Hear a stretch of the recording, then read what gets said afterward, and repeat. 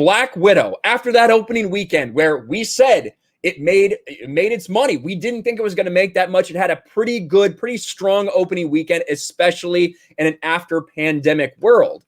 But then what did we have? Then we have to have a second weekend. And just like I said, you have to take these numbers at face value, guys, because we don't have any proof to the contrary. You also have to take these numbers at face value. And this is not good for Marvel. This is not good for the MCU. In fact, it's pretty fucking bad. And shocking, Disney didn't disclose how much it made on Disney Plus this weekend. Isn't that a surprise? When they wanted us to know what it made, they told us. But when they don't want us to know because it's embarrassingly, pathetically bad, they are absolutely silent. Silence is violence. That's what everyone told me. Kevin Feige, show us the numbers, buddy. Show us the numbers. You can see from Deadline, Black Widow posts steepest second weekend box office drop for Disney MCU title. Studio silent on PVOD update as piracy impacts pick. Let me just, that's a disclaimer, right? Piracy impacts everything. I guarantee you that the most popular movie at any given time is likely the most pirated one.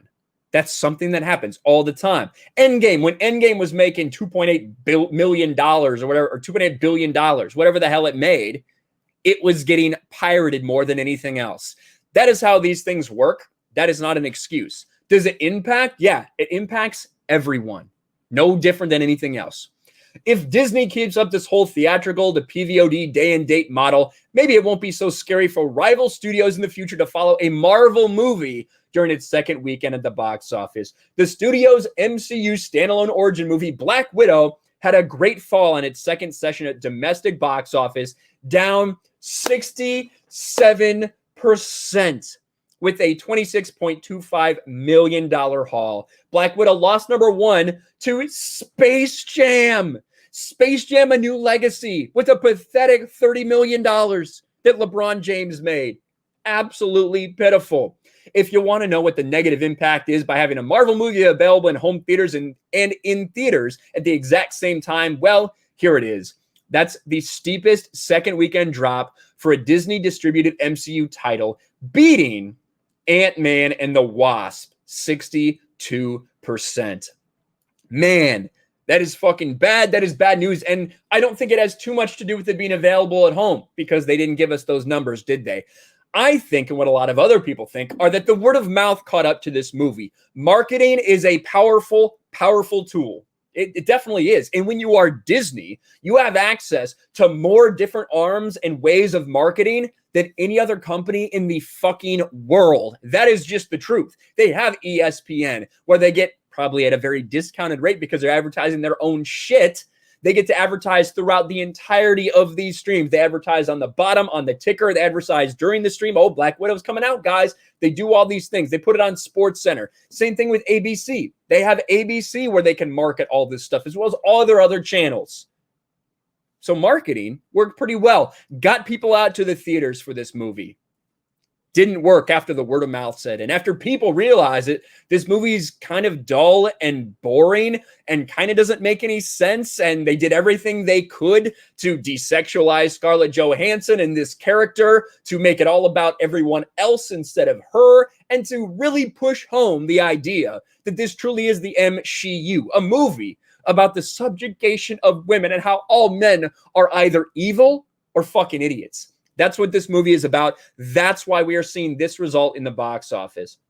Some might argue that second weekend drop is right in line with Universal's Fast 9, also 67%, which is released via theatrical window. However, it's an apples to oranges comparison, as the sequel's second Sunday fell on July 4th, which is a down day for moviegoing. And that is true.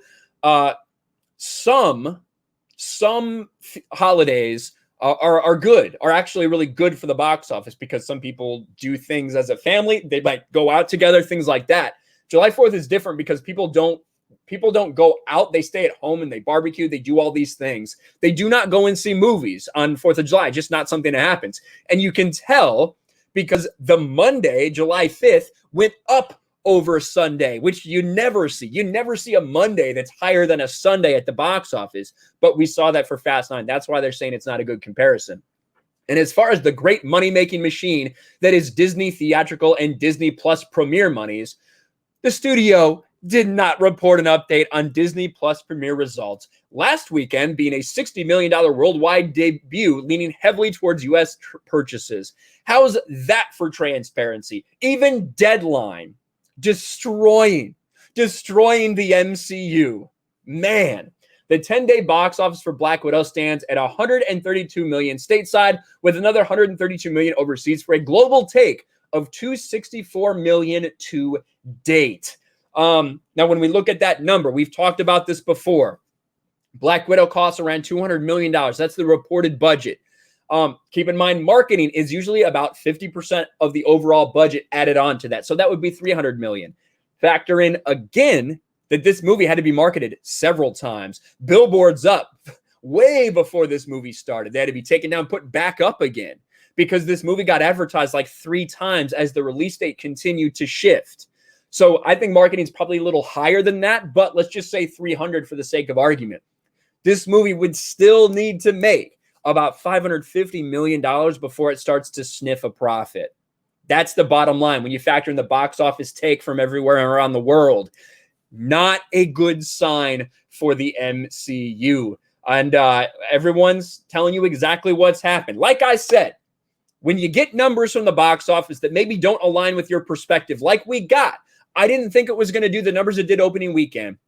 And I was honest and I said, hey, these are the numbers, guys. This is what they gave us. This is what we have to go off. I said, let's see what happens after word of mouth catches on. Great job, Disney. Great job, Marvel. You marketed this movie really well. People came out to see it because they're tired of being cooped up. But now it's going to be on how good the movie is and whether people talk about it well, whether everybody wants to see it again, repeat viewings, things like that.